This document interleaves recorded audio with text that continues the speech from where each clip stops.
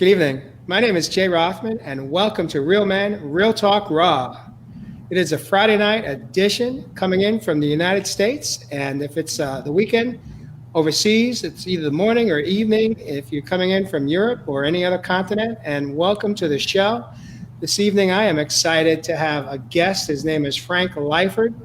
And Frank, I'd like to welcome you to the studio this evening. Thank you very much, Jay. I'm excited to be a guest on your show. Frank, I believe you're coming in somewhere in perhaps Kansas City. Is that right? Yes, correct. Kansas City, Missouri. And home for you originally, I believe you were of Canadian descent. Is that right? Home for me is all over. I was actually born in New Jersey. 2 months later, my family moved to Western New York State, near Buffalo, which is where I grew up till age 16, at which point my family moved to Canada, Calgary, Alberta, where I spent the next 5 years. And that's where it gets interesting. It's where in 1975, I joined the Heaven's Gate cult. And we lived all over the U.S. We moved around quite a bit. We're nomadic. That's probably a huge section of our talk. I left the cult in 1993, returned to Canada, and have been bouncing back and forth between Canada and the U.S. ever since. So I have dual citizenship. I can live in either country. Currently, I'm in Kansas City. Thank you, Frank. Yeah, I'd like to take a moment here. You basically just gave most of your bio. As you mentioned, you joined the cult when you were age 21 and you stayed in it to age 39. The cult went by the name of Heaven's Gate, and you exited out. So it was 1975 to 1993. That was the cult that ended up in group suicide in San Diego in 1997. Something like over 30 plus people. 39 people, including the remaining leader. So we're going to get into that in a little bit, but part of your bio, you said you're partway through writing your book about your experience. And for you, the more interesting part of your story is what came after the cult, moving back into your awareness and experience of yourself as light. And so, I've obviously a few questions that come to mind. Before we jump in and you sharing your story, I would like to welcome those that are joining us live this evening on this show that are part of our community, part of Spirituality Gone Wild, and part of my community as well. I'd like to thank you for joining us. If you hear something that you like or love, gently with love, please press your like or love button. And if you have any questions or comments, something that you hear that resonates with you, please feel free to participate with us, because this is not a monologue. This is a dialogue, a conversation between Frank, myself, and all of you that are joined us live. And if you catch us on a replay, the great news is you're just on time. There is no right or wrong time. It's just when you show up, it is your time. So thank you for joining us this evening. I'd like to welcome John Thaddeus Fiore, coming in from Jersey Shore. Ingrid is also joining us. She says, hi, Frank, congratulations. Heather Peru, who was in our studio just a couple of days ago, she joined us on a show, I think it was Thursday. She was with Debbie and I. Brenda, welcome, and Darren. And so as more people join us, I'll acknowledge their presence, and thank you so much for being here. Frank, I'd like to thank you right out of the gate. You reached out to me. It wasn't too long ago. I believe it was shortly after we met, I believe through Jessica Ahlstrom. And you've done some work with her, and I believe you actually participated in her show, her event tour down in Miami right before the new year in the fall. And then you reached out to me not that long ago, shortly after I believe you had watched the interview, the show that Donald Schur and I did together. And one of the comments that you shared with me is that you'd like to come on my show, and you'd like to also kind of look at it as you're coming out. And so we'll get into that a little bit too. But before we go there, what I'd like to ask you, Frank, is what do you think why did you actually why did you decide that it was a good idea to join a cult? What was the motive when you were 21 years old? Why did you think it was a good idea, and why did you make that decision to enter in? Okay, so that is kind of the culmination of early life in continual curiosity mode and exploration. As I remember, as a young teenager, being curious about UFOs, or curious about what is now commonly seen as metaphysical studies. And so I explored different things. I read von Däniken's book about UFOs. I read about Edgar Cayce, the sleeping prophet. So stuff that wasn't really mainstream at that point. And so I had a lot of questions about what is the story behind the story. And I remember as around age 4 or 5, or well, it's probably age 5 or 6, of looking out across the landscape when my family was en route to vacation, and looking out and feeling like, why does this world feel so drab to me? It feels like it's in black and white. It should be in Technicolor. And that was an ongoing impression that I had in the back of my mind throughout my whole early life. And so with the questions that I always had in the back of my mind,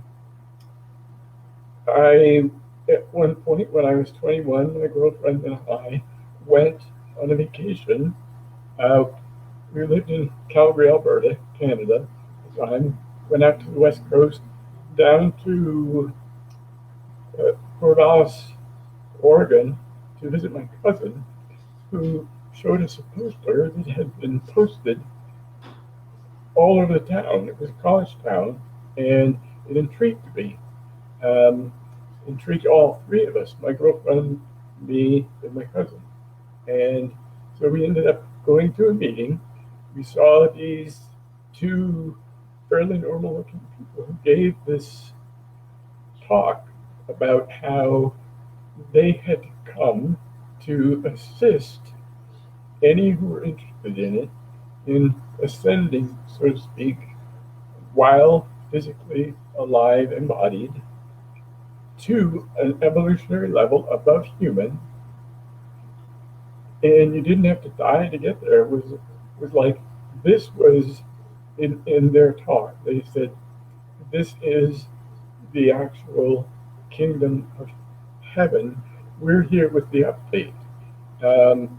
In the process of that talk, they spoke to so many of the questions that I had had throughout my early life, throughout the first 2 decades of my life.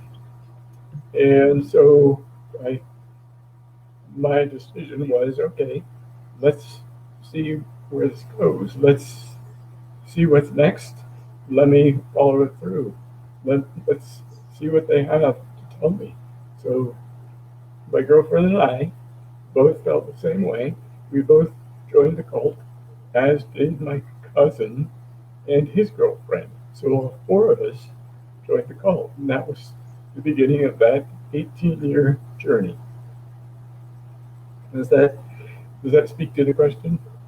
Yeah. So your cousin that joined the cult with you, did your cousin stay on as long as you did, or did they?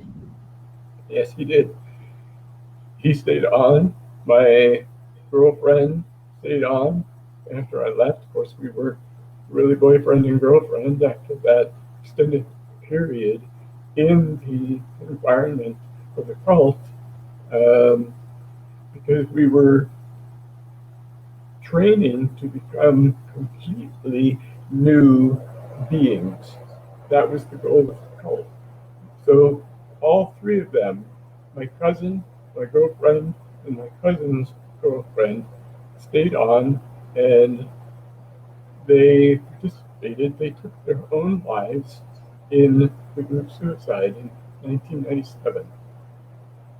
So did you just say that they actually they were part of the Suicide Pact? Yes. Yes.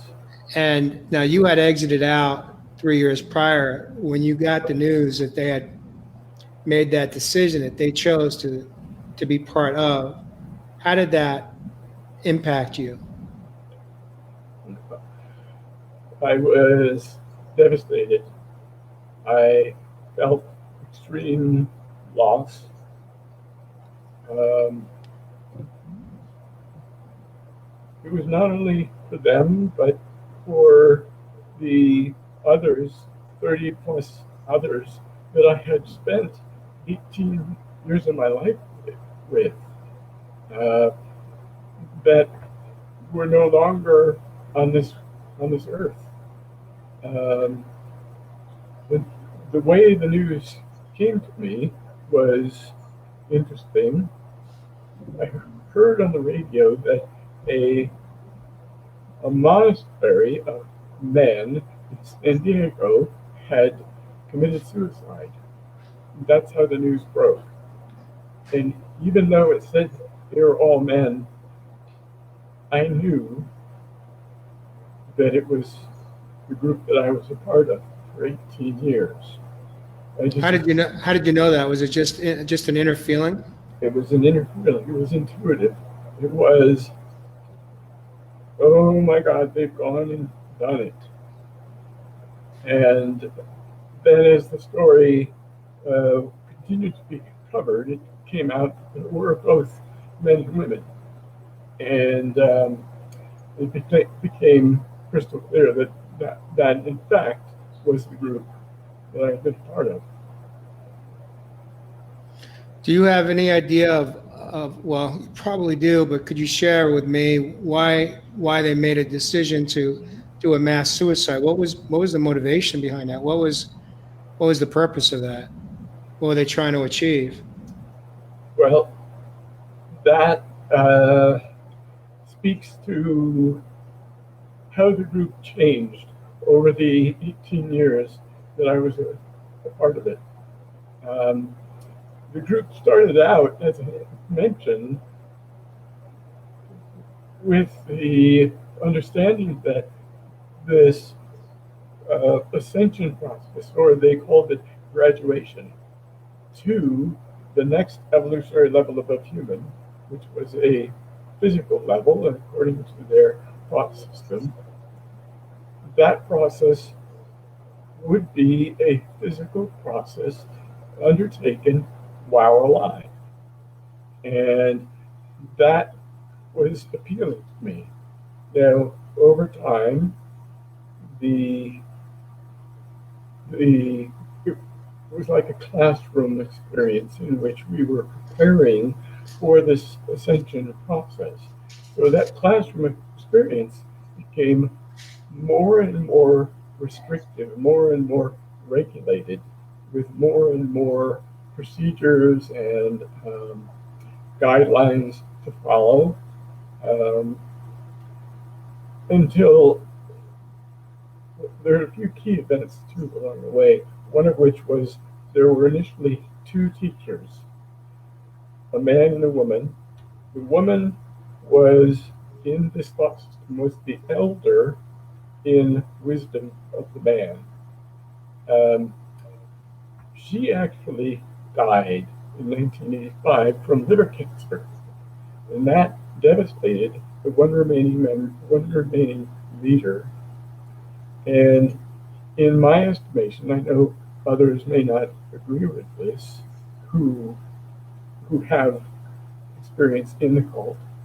In my estimation, though the one remaining leader became more and more controlling and more psychotic in a sense, and was looking for ways to enact the ascension. And what came up in April of 1993 was the Waco, Texas cult of David Koresh, Sure. Branch Davidians.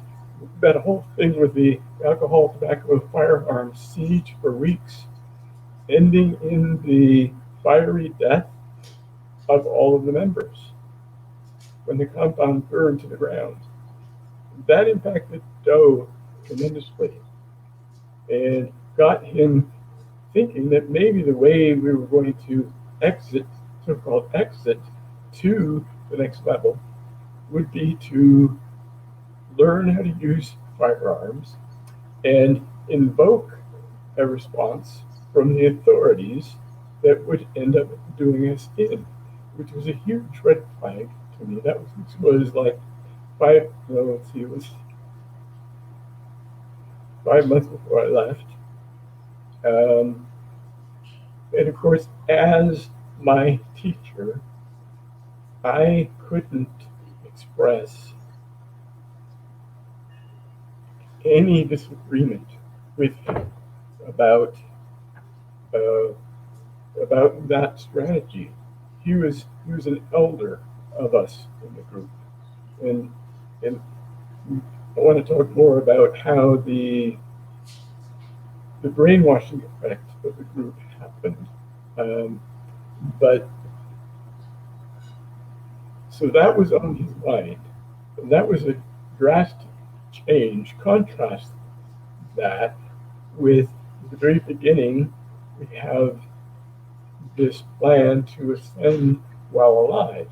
And now he's talking about the death of our bodies in order to ascend. That's like night and day. But the analogy that fits here is when you put a frog in warm or cool water, you turn the heat on under the pot where the frog is. The frog doesn't realize that he's going to boil to death in a few minutes. So that was really the change that happened. It was gradual over time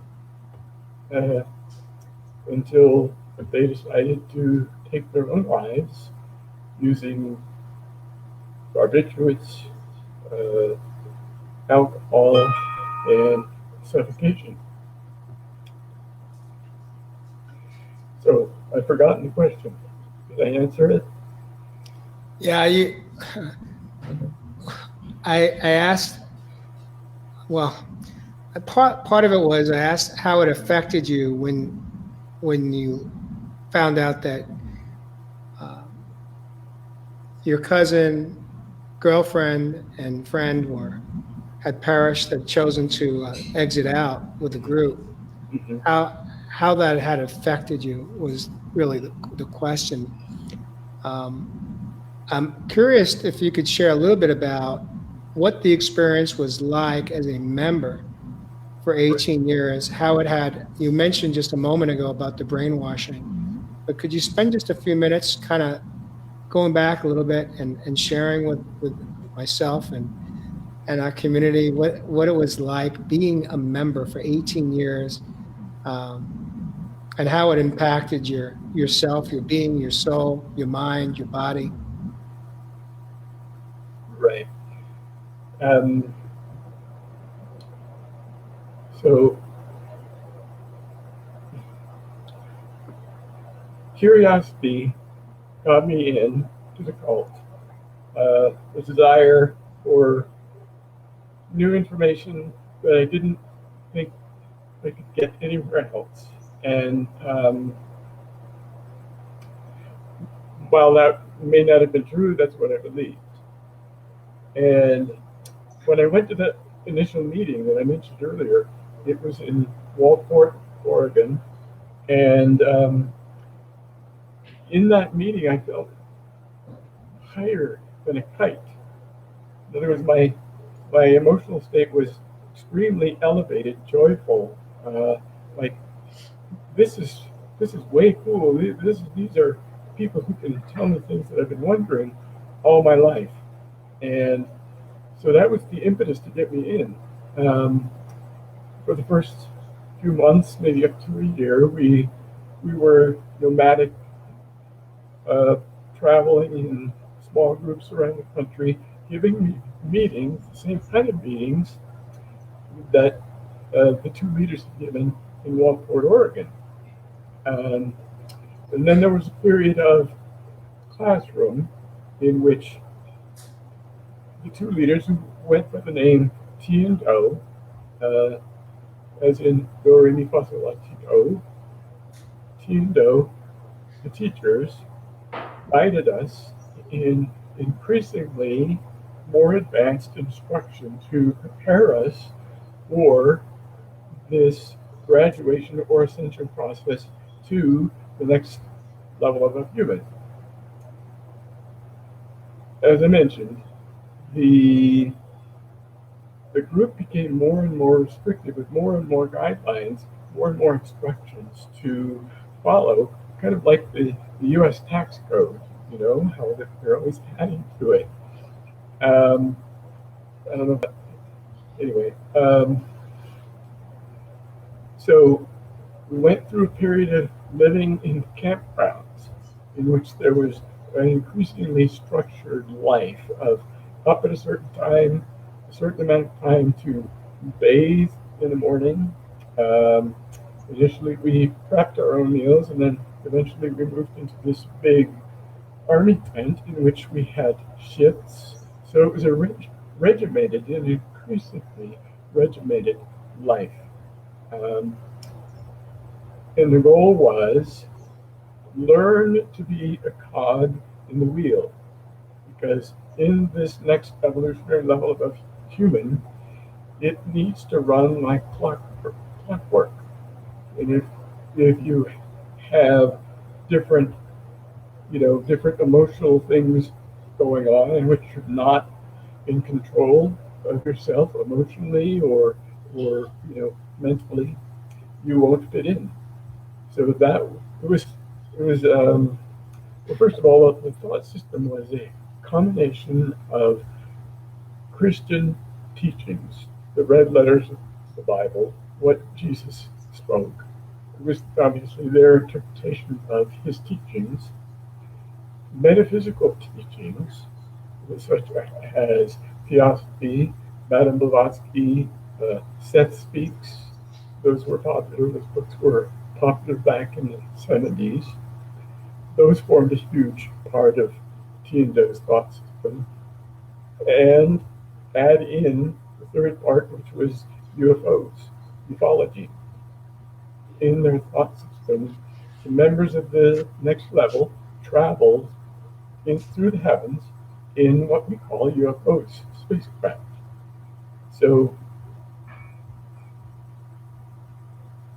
the training was also likened to an astronaut training program, in that we were always, our goal was always preparing for this graduation process.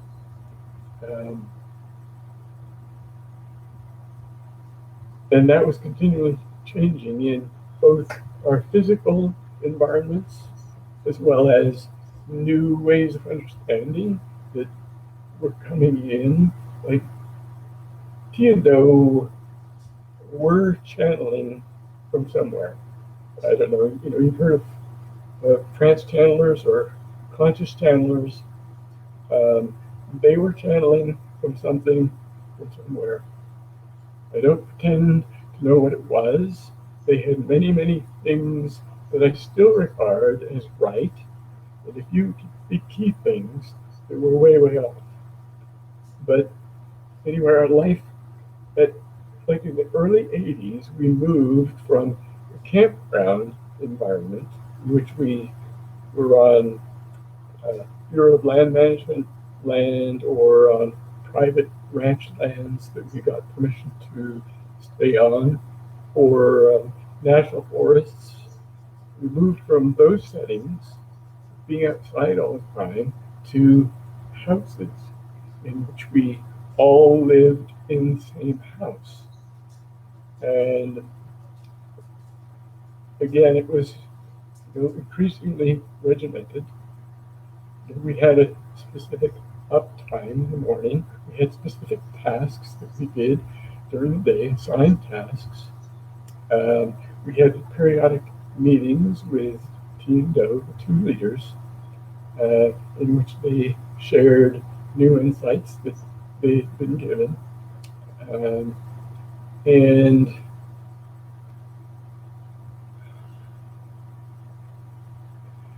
then also in the early 80s, many of us started going outside the group to work outside to bring in funds for living expenses. Because we were renting these large houses, in some cases 10,000 square feet, to house all of us and pay for all the groceries. Around that time, mid 80s, there were probably 3 dozen of us left. Early on in the beginning part of the cult, before we were all gathered into a classroom setting, there were as many as 200. But that dwindled over time. People left.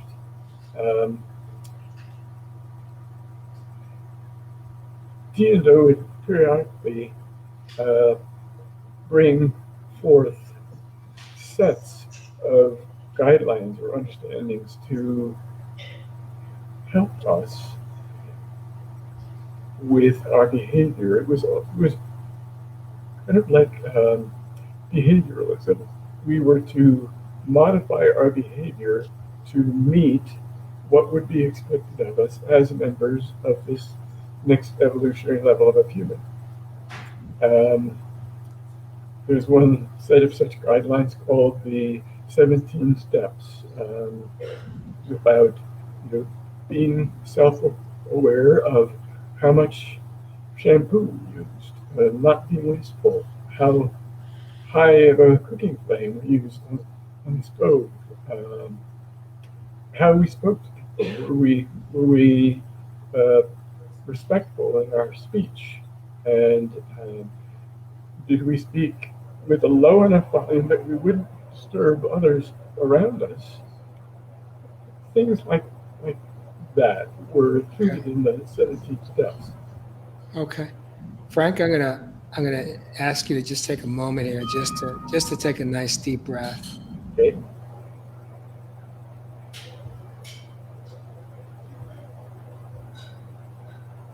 Take one more.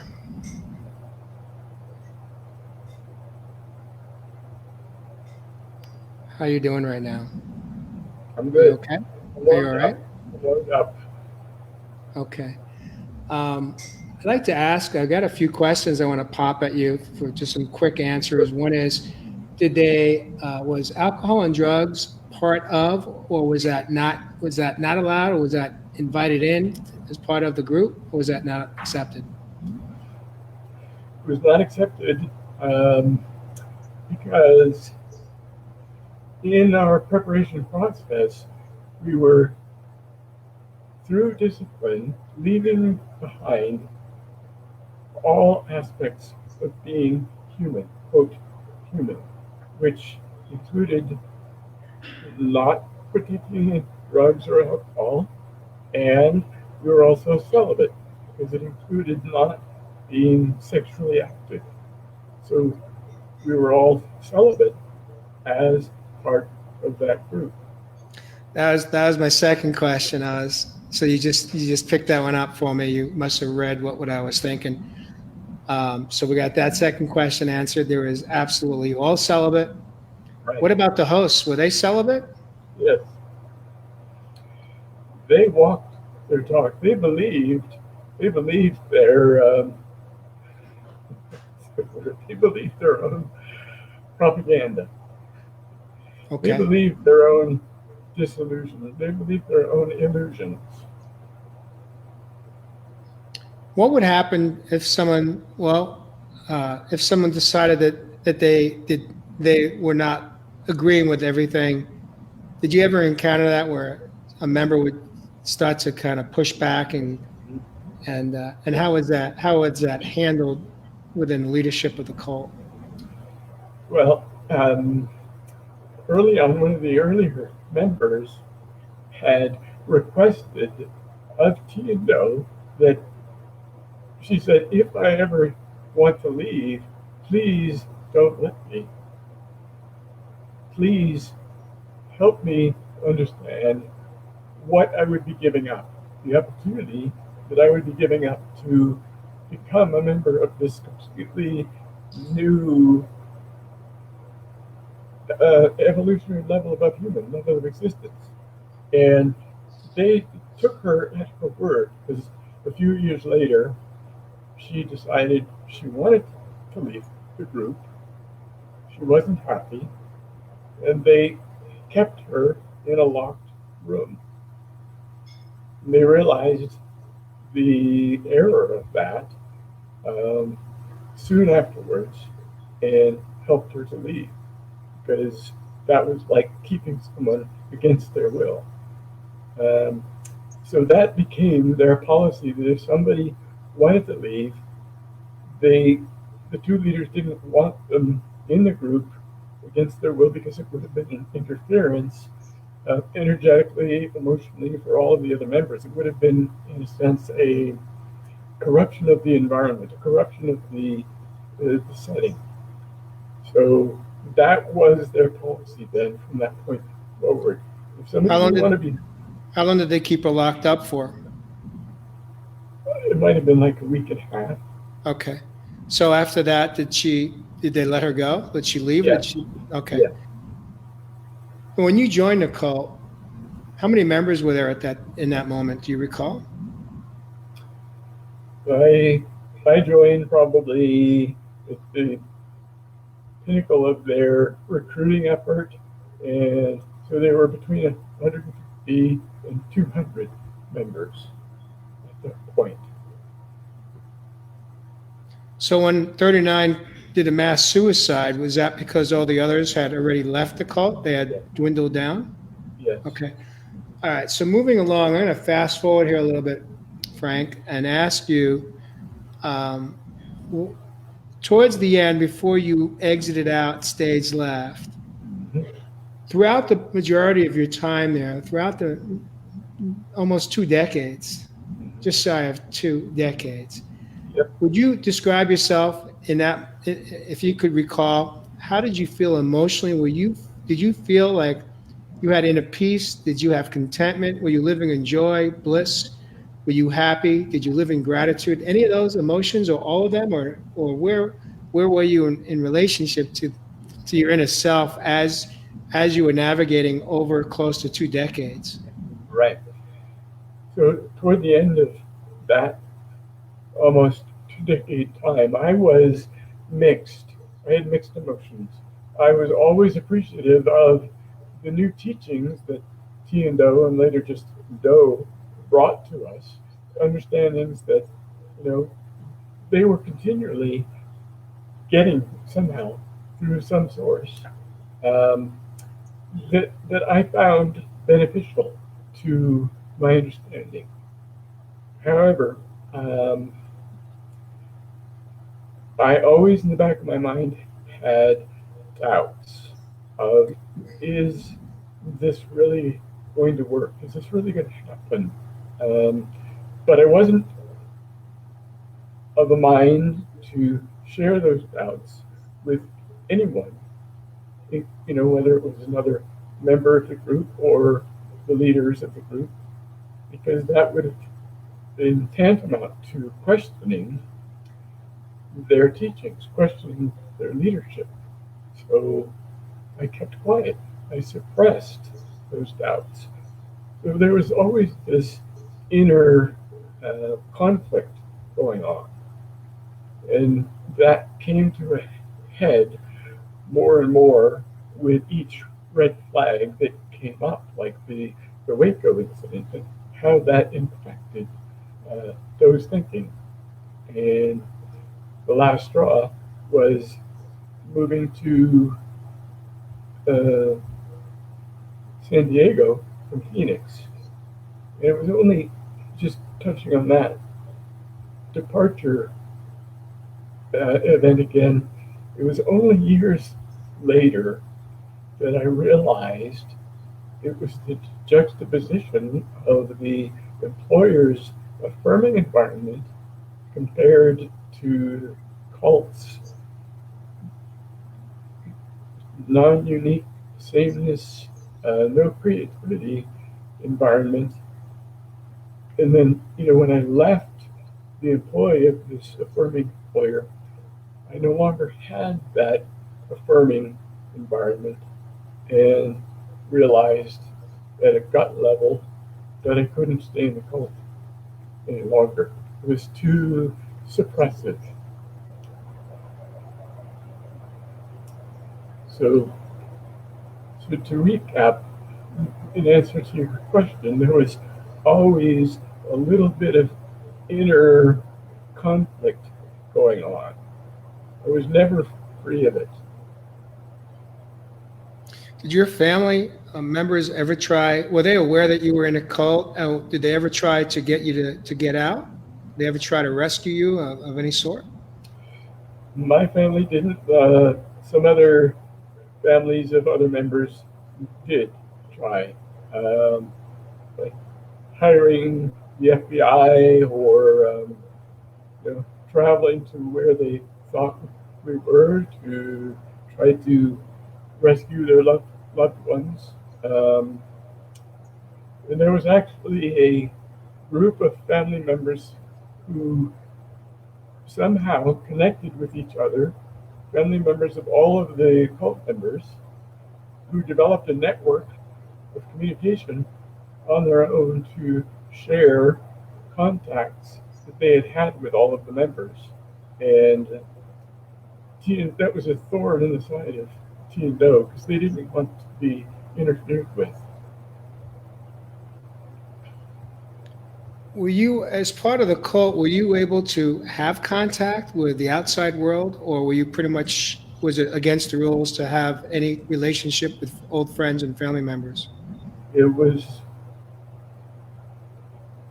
contrary to procedure to have contact with friends, family members. It was part of the program of leaving behind all aspects of being human in favor of becoming this member of the next level of a human. And they likened it to a caterpillar ceases all caterpillar ways to move into the chrysalis stage, in which it stays until it's fully formed butterfly, and then it can now fly, whereas before it was relegated to crawling on the ground. So what did you do for income, as far as were you all working together, or how was, and did you have your own money, or anything you did make had to go into the cult, or can you explain that for a moment? Yes, for the first maybe 8 or 10 years, we lived off the trust fund of my cousin, whose father was very well to do, set up trust funds for his children, and my cousin donated his trust fund to the group. So that provided our living expenses, food, incidentals, whatever we needed for the first few years. That ran out. We ran his trust fund dry, and that's when we went. Half of the group went out to work in the community as regular jobs, undercover. We didn't tell anyone. We were in a cloistered group. We didn't think of it as a cult. No cult does think of itself as a cult. And every penny we made went to the cult. Every penny we made went into the group as a communal donation. Okay. What I'd like to do, Frank, is fast forward now and spend the balance of our time this evening talking about diving into what life was like when you exited out of the cult and what you've been up to over the past 23 years or so. But before we go there, I just want to take a moment to just thank you and honor you for having the courage to step forward this evening and share this story. I'm sure that on some level, there's, when we go back and tell the backstory, part of telling it is, I'm sure there's a part of us that goes back in those feelings, those emotions as we're sharing it. And it's not an easy thing to do. And I am honored and humbled by your courage to come on tonight and your willingness to step forward and share your story. And I thank you for that. Well, thank you. There is some of that, some of the, pulling at the emotional experiences of that time in my life. And there seems like there's always more and more layers to peel away with that. But I've also done quite a bit of work in that regard, quite a bit of emotional processing. And I'm coming out more and more and speaking about it. I did a 10-episode podcast in 2017 it was devoted completely to the Heaven's Gate cult. And then I just 2 weeks ago was in New York City for the documentary arm of People magazine. They're going to come out with an episode about the Heaven's Gate cult this summer as part of their series on cults. So my goal in coming out here and with you, with others, is part of a purgative process, because telling my story, fearlessly helps clear it. It's a huge part of my life. It's a major reason that I'm here. This life was to participate in that experience, and then as a result of having been in that dark period of my life, recover who I was even more than who I was before the cult. Remember who I am as a soul, that I am a wise being of light. And so I wouldn't, without the contrast of that group experience, and then being out of it on my own again, I wouldn't have known to trust my gut. I wouldn't have learned that lesson so deeply to have the inner trust of my intuition, of my heart, of my gut. That all of us are so conditioned to give up by our societal conditioning, parents, school, religion, society. So, again, I forgot your question. So tell me what I need to say. It wasn't a question as much as if you could just really, share what your journey has been like since you exited out of the cult, but part of that too, there's so many questions I have, and we, if we're able to go over a little bit over the hour, if you're available, I would appreciate it, because I don't know that we're going to be able to cover all of the things, all of the moments that are going to pop up for me, because I've just got an arsenal of questions to ask you. But but basically, what has your journey looked like from the time you exited out?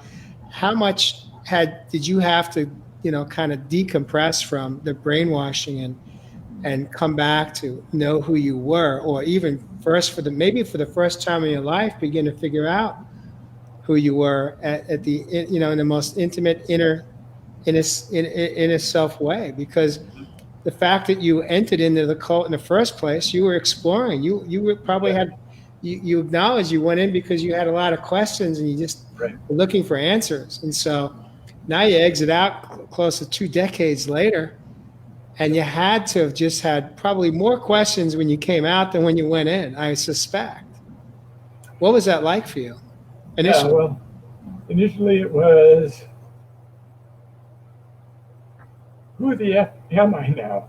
Because, my reality, my life was dictated by this group experience, this communal experience in which I rubbed shoulders all day long, aside from the time I was at work, with class members in this classroom experience preparing to ascend. So our goal was always, what do we need to be? Who do we need to be?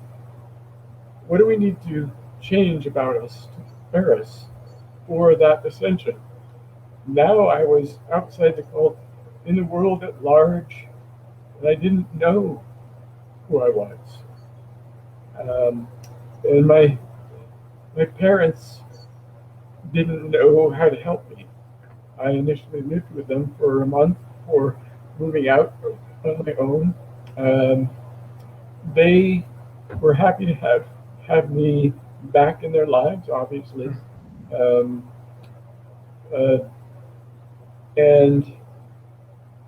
But they didn't really understand how to assist me in reacclimating.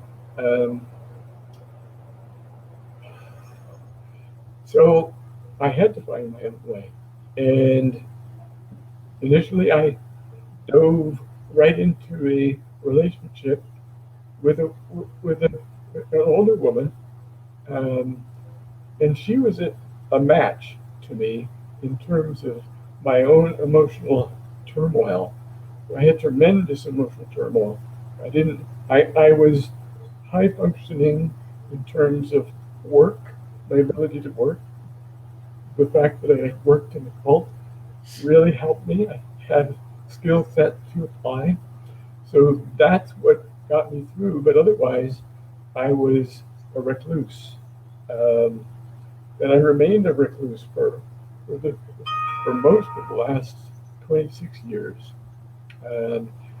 Very little social interaction. I did get married and divorced twice. But so what was life like? Life was still about searching out how I could acclimate to life at large. Because I was like, when somebody's been in prison for 10 years and they get out, it helps to go to a halfway house to acclimate. I didn't have that. So I stumbled through finding my own way for years and years. And I ended up in search mode, seeking out counselors, seeking out shamans, energy workers, personal development gurus, searching for answers. And it was only after I discovered personal coaches who directed me back to me and helped me see, your answers are in here. It was only at that point where my life really started to change and make sense again. And Jessica Alstrom has been my third coach. She has been the most instrumental for me in refinding myself and understanding why I'm here, why I experienced that cult experience, and why I went through what I went through afterwards. What do you think? You shared. I didn't ask you how many therapists and guides and mentors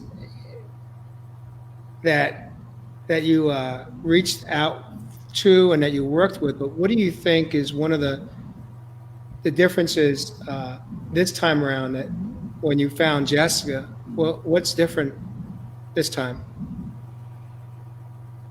Well, first, probably dozens of shamans, healers, counselors.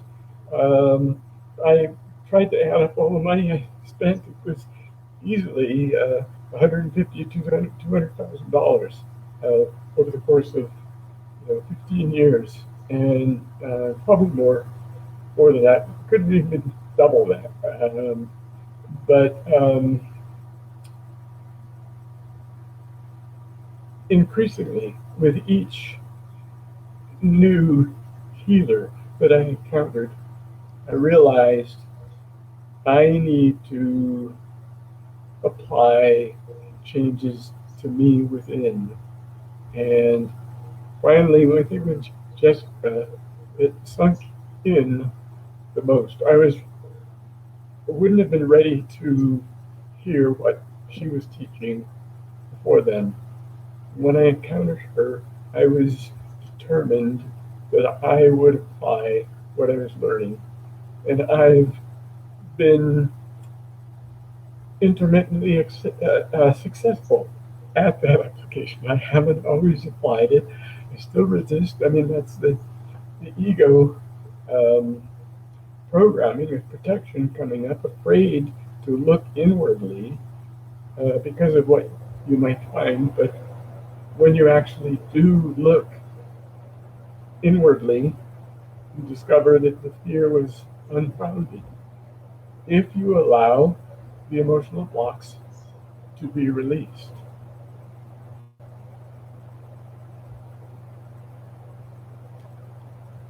How long ago did you meet Jessica? Was that back in 2016 or so? Yes.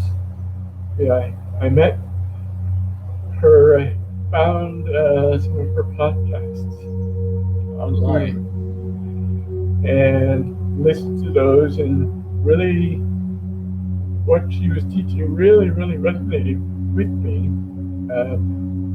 So I reached out with her and arranged for a Skype session with her online, and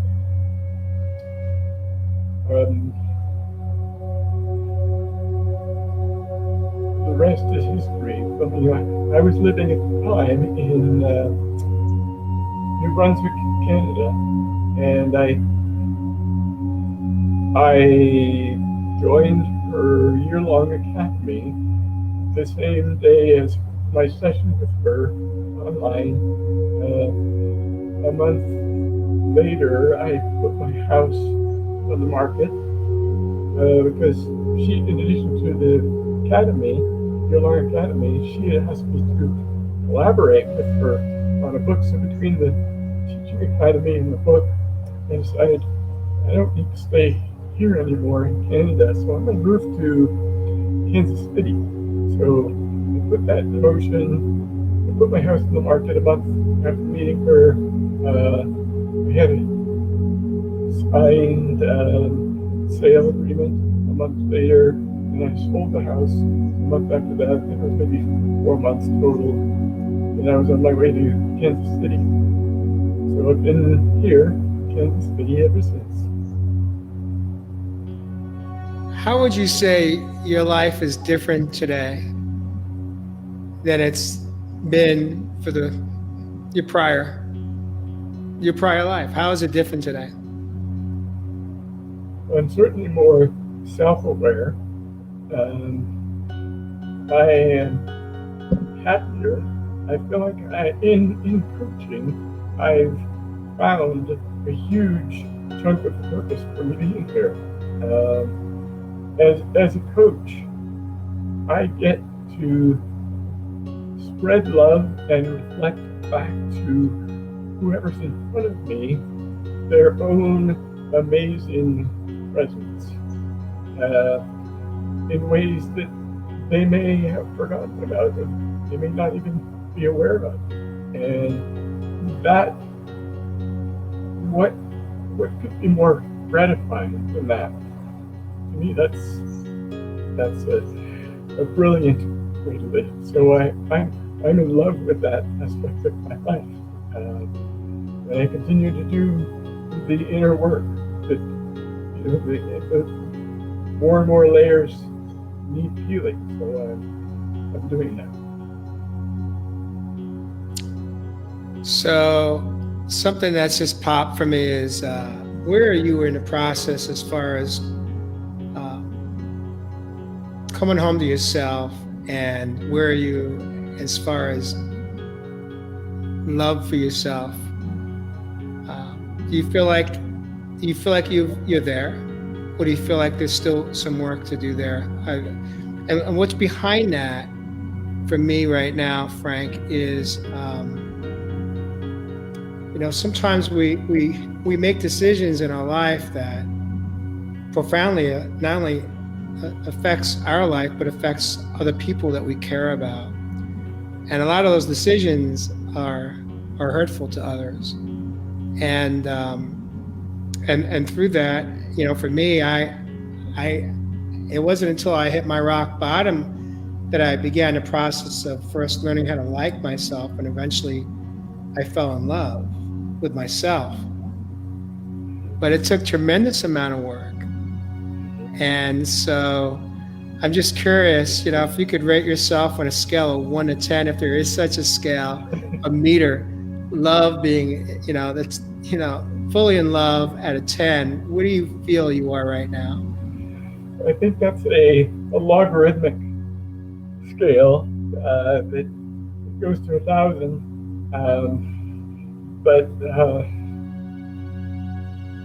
So I do love myself more than I've ever loved myself before. And that, to me, a synonym for love is acceptance. I accept all aspects of myself more than I ever have. And to me, that is what brings peace, is the acceptance of all parts, light and dark. And I feel like that it's not something that we will arrive at. It's something that is ongoing. Yes, it's a process. Yeah. Yeah. Just when we feel like we're there, there's just a whole nother layer. There's a whole nother level right behind this one.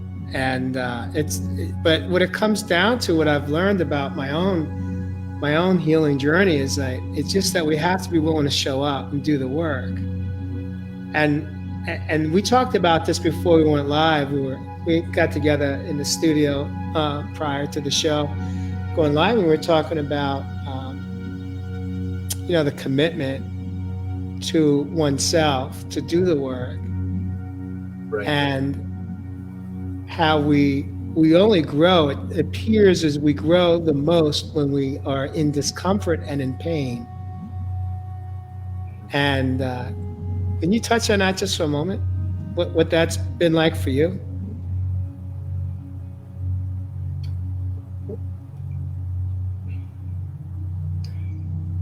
Well, I would qualify that by saying, if we're in pain,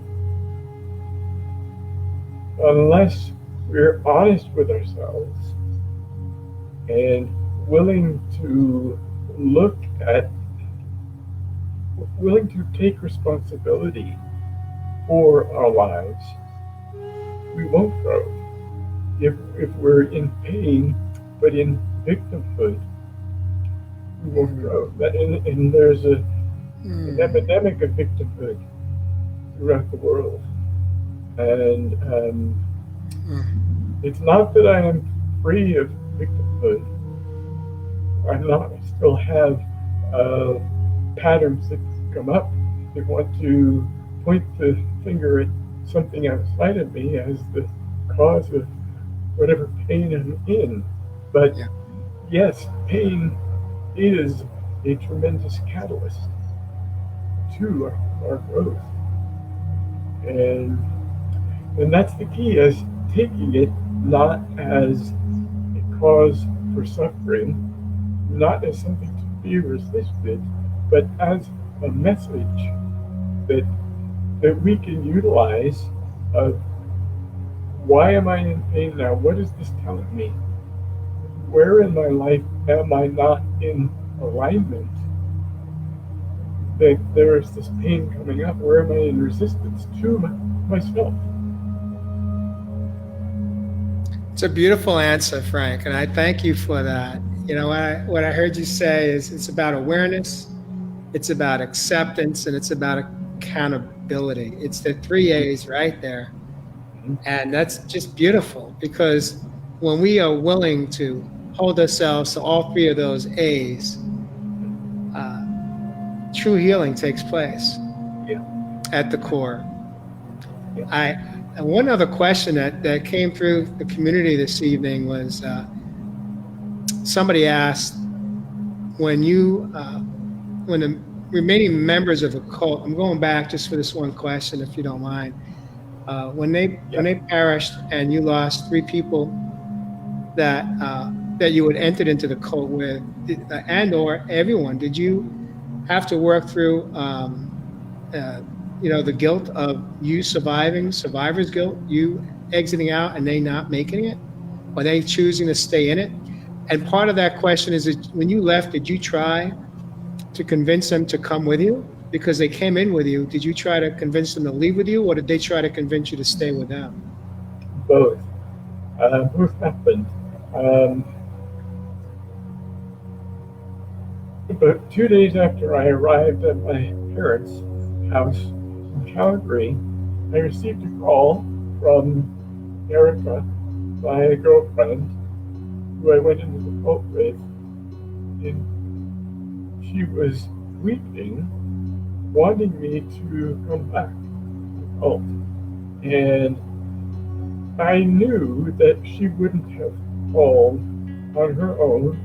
I knew that though the leader of the cult had asked her if she would like to call, and she did. She was indoctrinated in the belief system of the cult. And I also knew there was somebody else on the line, as there always was, as a check partner for the call. She implored me to return, saying that I had not displeased, though in the least there was no reason for me to have left. All I could do was return to this gut knowing, say, I have to be out here for a while. I'll take whatever consequence there is that comes of that. But I know I can't be in the cult. And I said to her, I feel like it would really be good if you would come out of the cult for a while too, to get some perspective. And she didn't say anything. But the conversation lasted about 5 minutes, and that was the last I'd ever heard from her. And then you asked if I had survivor's guilt. I certainly had a tremendous amount of grief, and I still find layers of grief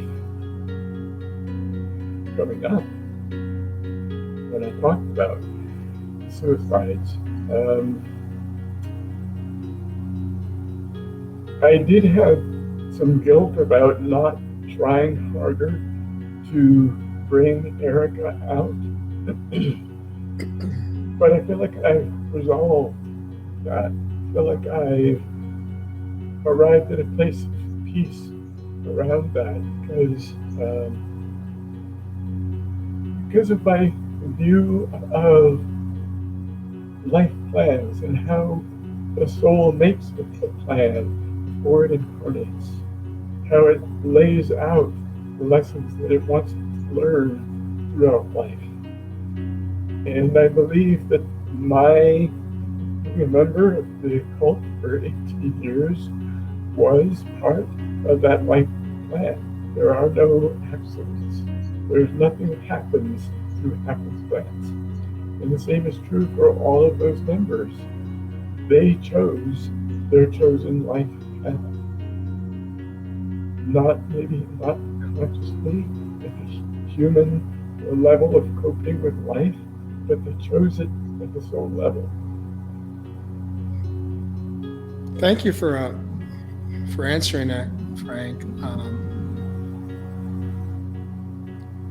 How are you feeling in this moment right now, physically? Do you notice as you're sharing your story with me? What are you feeling emotionally, physically, and how's it impacting you from that perspective? What I feel now, compared perhaps to the start of our talk, is relief. Kind of a release in expressing this, release in telling my story, release in expressing a huge part of my life of who I can make something, huge part of who I am today. And so it's a relief and a release to be able to have this forum with you in a public way to share part of who I am. What would you say is, you talked about lessons and growth. We've touched on that a number of times this evening. What would you say, have you figured out what was the biggest lesson that you learned from Heaven's Gate, and what did you take away from that experience of almost 2 decades? I have to say, to me, the biggest life lesson of that experience and the years following it is the answers are here. They are within me. I just have to be aware enough to listen, to hear. And open and willing. Yes. Beautiful. Oh, Frank, thank you so much.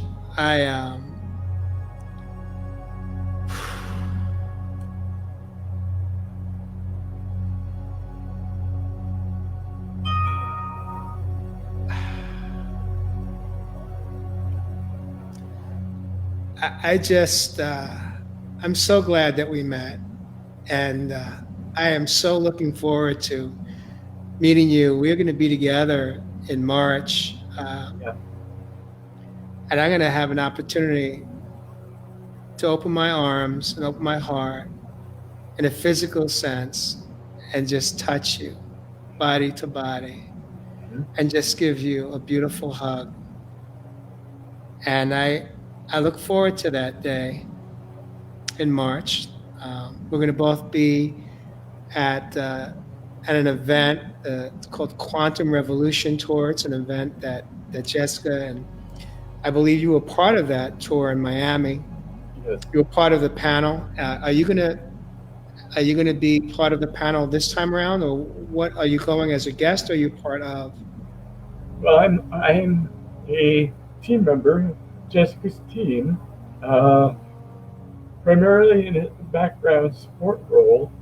I do a lot of kind of IT-based work, currently archiving all of her classes in, for the past 4 years worth of classes, archiving them so that we have backups of them.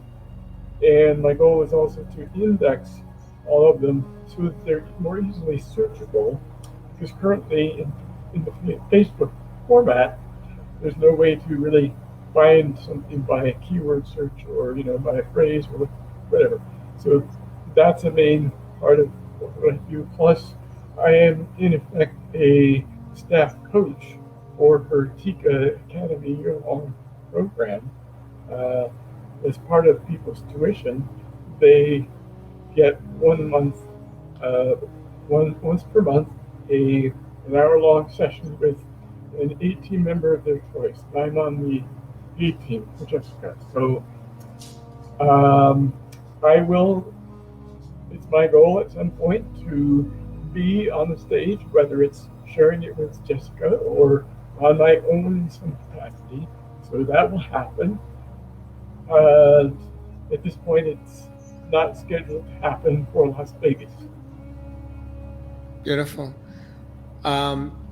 Would you mind taking a moment to just share with those that maybe are with us live or on replay, what is Quantum Revolution Tour? What is the purpose of it? Why would anyone want to sign up to attend this 3-day retreat? What's it about?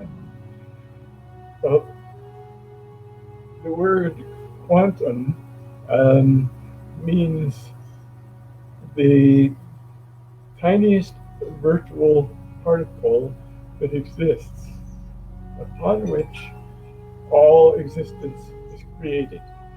So in that sense, quantum means all. So all potential is available to us.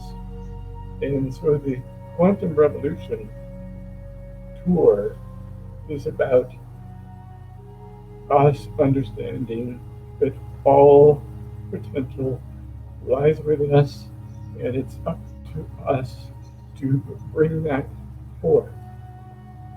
And the actual event of the tour is an immersive experiential process of 3 days of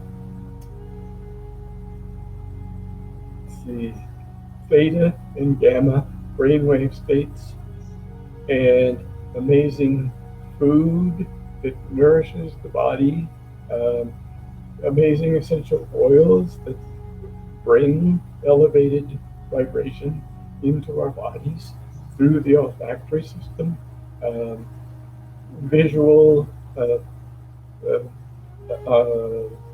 audio-visual presentations, wonderful teachings from a variety of amazing practitioners, breath work to bring more light into our body.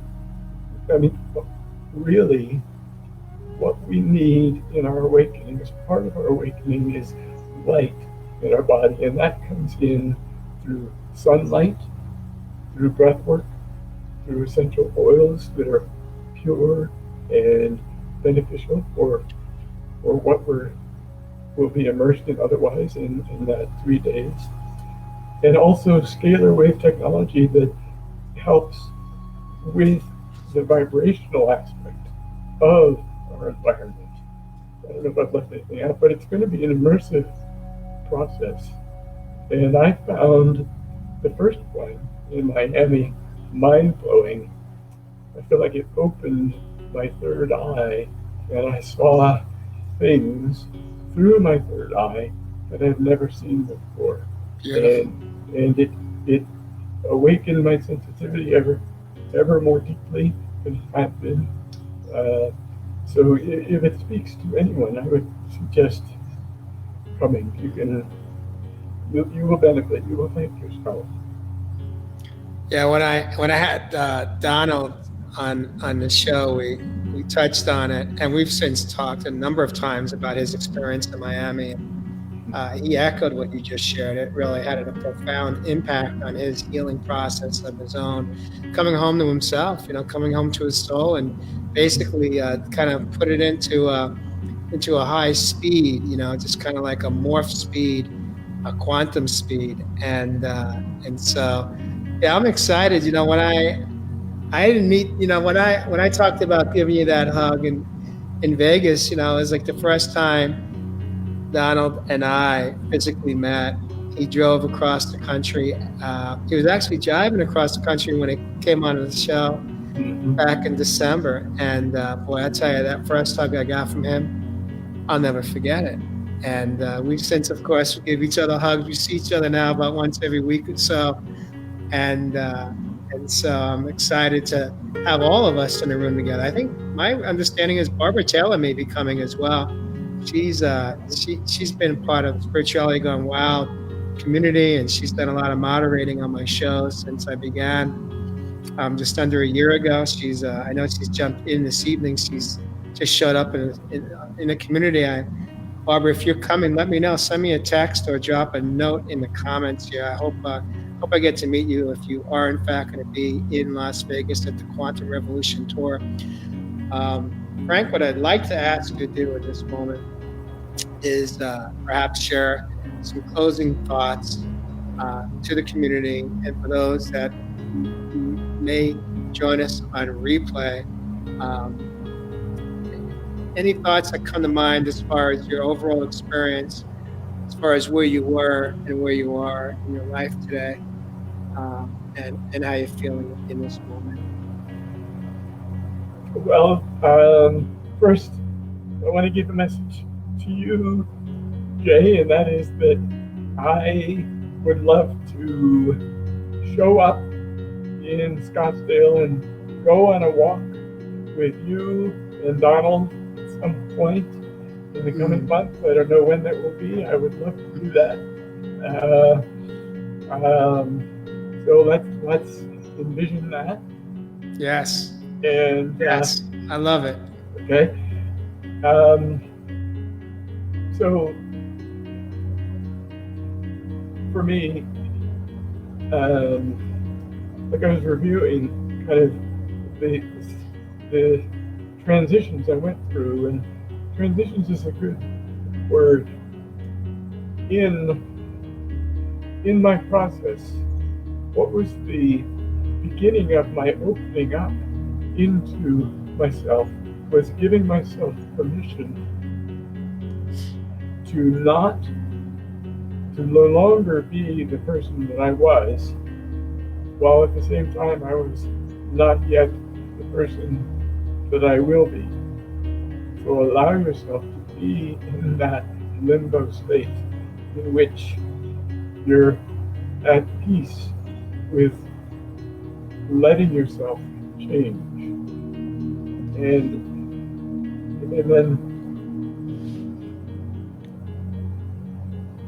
yes, search outside yourself if you need to search for helpers, but search for the helpers that will bring you back to yourself. Bring you back to your own self-awareness. Search for helpers that will reflect your higher self back to you. And then the final thing is take responsibility for all aspects of your life, even if it doesn't make sense. That this is not my fault. No, okay, maybe it's not your fault, but it is your responsibility. So responsibility is the ability to respond. So I'll give yourself the gift of self-responsibility.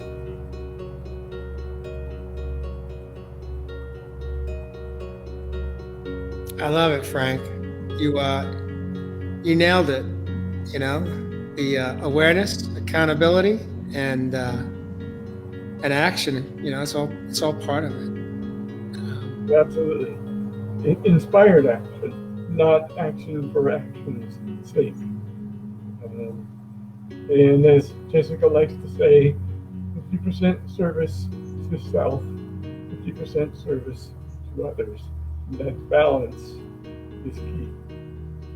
You know, maybe sometime in the future, I'd like to have you come back on a show and focus the shows on really, I know today you are a coach and you work with others in their healing journey of coming home to themselves and finding their answers within, leading them there, holding their hand. And I'd love for you to come back on and share what that is like and what that is like for you as the coach, and as well as for your clients that you work with, and maybe share some of the tools that have helped you navigate your roadmap to coming home. I'd love to hear more about your roadmap of how you got there, how you are where you're at today. That's just another show for another day. I love it. I would love to come back. Okay. Well, with that, I think we're gonna call this a wrap. All right.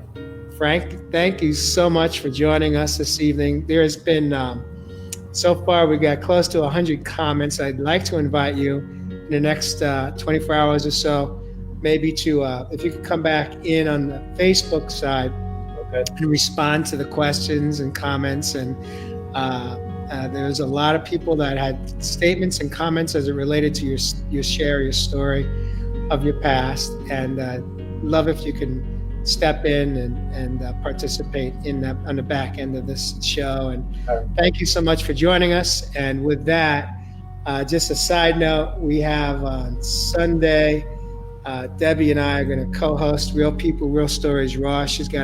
We have a guest coming in. Her name is Joy. I'll post the time over the weekend. I believe a huge part of her story was she was involved in a severe accident, and she ended up with third-degree burns over the majority of her body.